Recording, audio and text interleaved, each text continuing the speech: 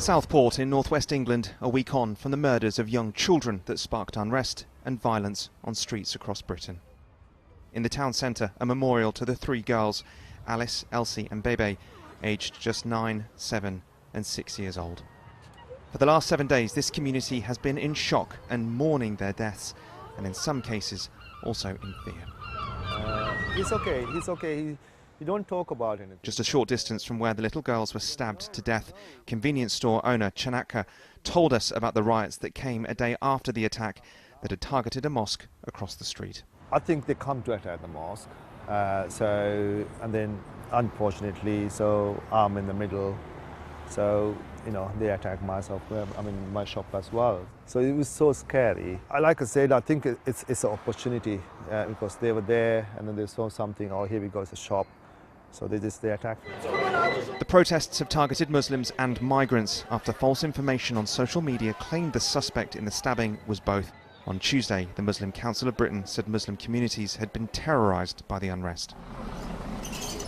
In Whitechapel and East London, some agreed and said they were worried about what was to come. Well, I feel threatened, scared to come out of my house because Muslim people, we're not terrorists. I feel very stressed and it's very distressing moment in our life. We've never seen this kind of far-right group active against anti-immigrant.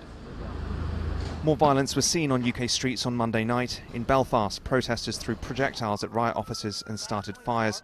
One man reportedly had his head stamped on in what police said was a racially motivated hate crime.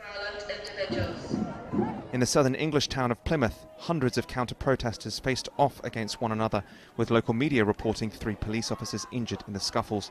The British government has repeatedly blamed social media for allowing false information, hatred and incitement to more rioting to be posted. The UK bosses of tech companies, including Google, Facebook and X, summoned to discuss the issue on Monday.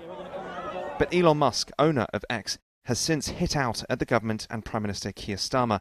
In a series of posts, he accused the UK of selective policing of the riots, suggested freedom of speech was not being protected and asking if this was happening in Britain or the Soviet Union. He also indicated he believed the UK was headed for what he called civil war. But amid all the hatred and violence, all the horror and the uncertainty, people in Southport are also able to see something else. A community coming together in collective sadness, people turning to one another for help. Britain has fundamental issues that will take some time to fix, not least social tensions over immigration.